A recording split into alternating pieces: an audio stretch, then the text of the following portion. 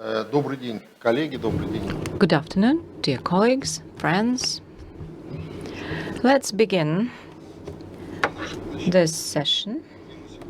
The topic we are discussing today is environmental education, work with engaging population, and mobilization of financial resources for conserving tiger population. We would like to begin with the director and founder of the Global World Initiative. And let's first listen to Keshav Varma, who's going to speak about challenges and dangers. What shall we do with poaching, and what about financing of all these efforts? The floor is given to our online participant, Mr. Keshav Varma. Are we connected?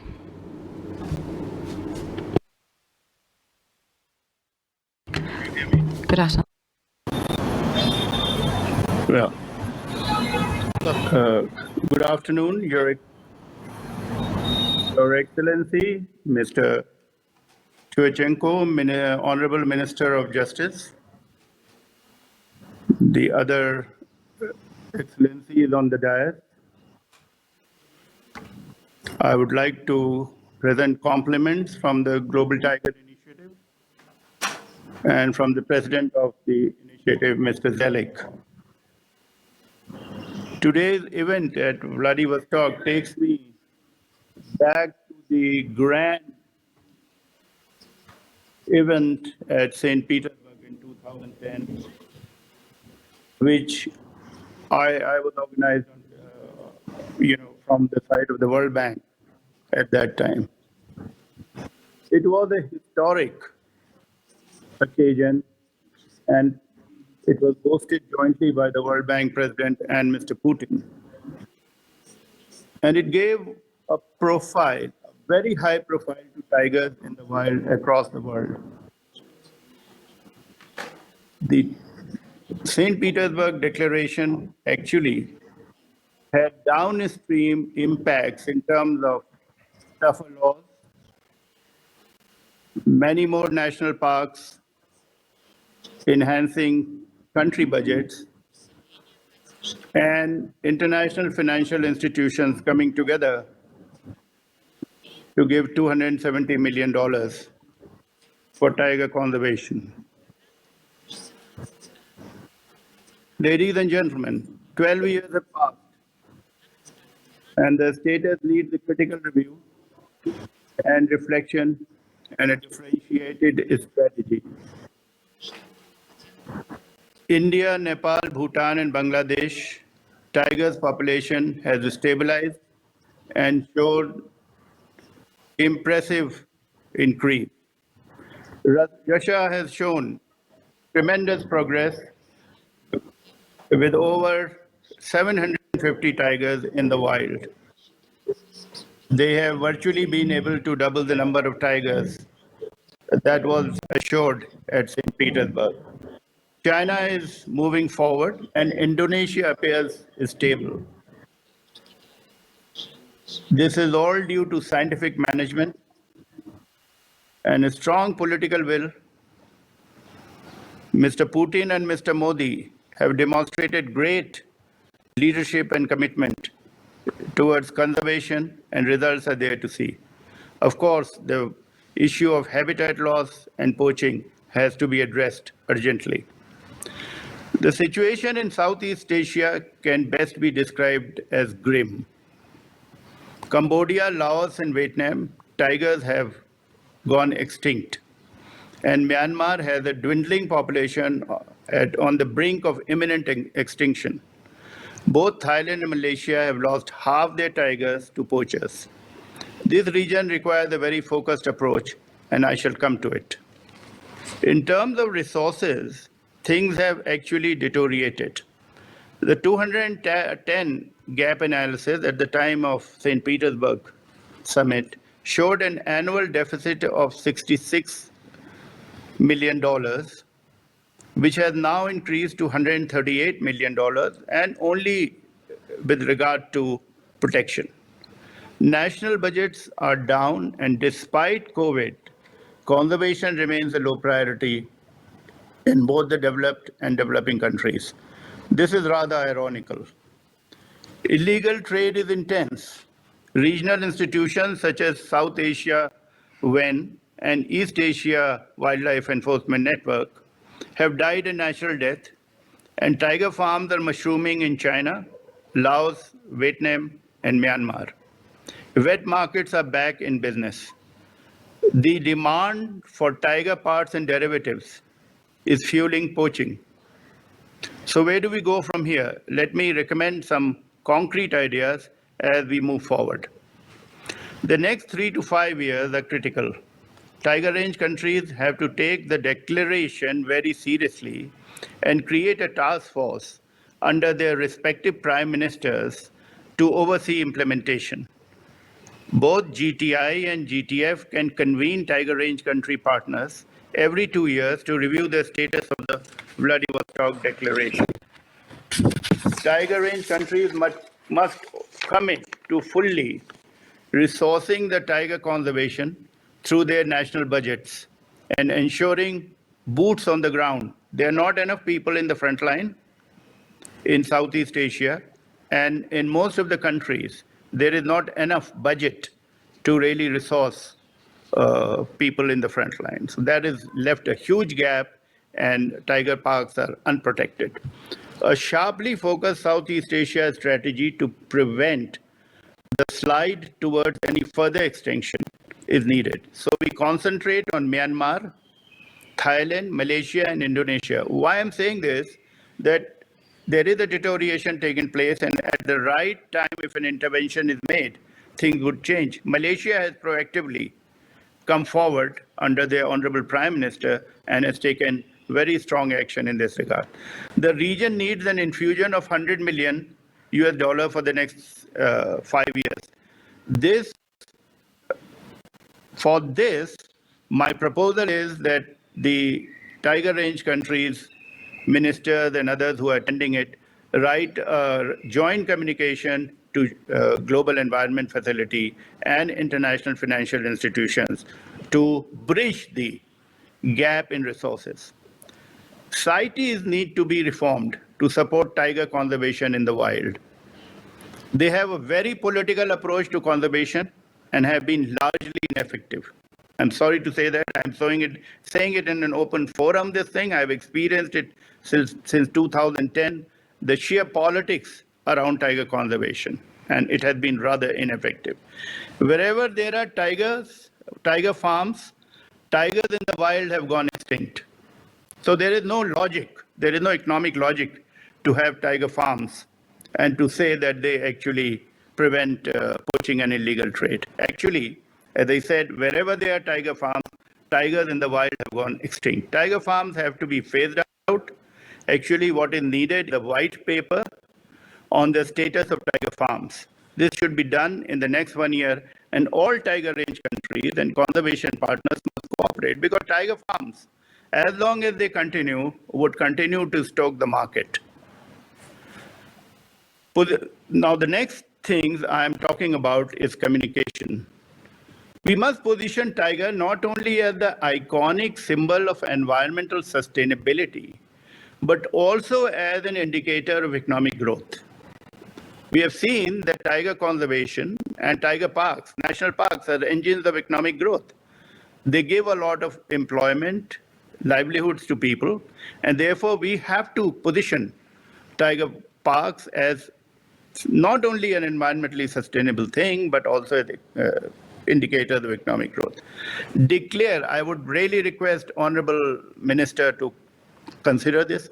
Declare tigers, not only declare the tiger as Asia's regional animal. I thought about it, and I think it would be important to declare tiger as Asia's regional animal.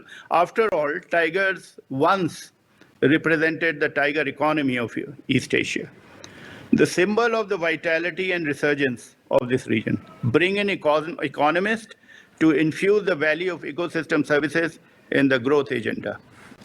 Position tiger as a protector of forests and wildlife and establish link to climate change. This would help in accessing GCF funding, which is currently inaccessible. We are not getting funds from GCF. And wherever there are tigers, they actually protect pure wilderness. So this link has to be established. And I think Dr. Rajesh Gopal and others have been thinking about it, and it would be important to do that. Target young professionals through social media and win them over as partners. Asia is a young region, and we need young allies. Create wildlife business council in each tiger range countries to engage with private sector. There is much hope there, and actually we have tried it in India, and these wildlife business councils have generated tremendous interest from industry and actually young executives in the industry. And finally, this agenda continues to need champions. St. Petersburg created a global impact, and that spirit has to be revived. At St. Petersburg, 5 prime ministers had got together. The whole world had converged, and the message was an alliance, a kind of global alliance that really influenced public opinion and public policy. Global leaders have to lead an alliance that would actually influence public policy and also persuade the international financial institutions and countries to provide sufficient resources. That level of political will is crucial for tiger conservation in the wild and for the momentum to last till the next year of the tiger in 2035. I'm honored and excited by the fact that this event is taking place as predicted earlier. I'm sorry I could not come personally because of certain personal reasons, but I feel my presence very much there amidst you and wish you all the best. Thank you very much.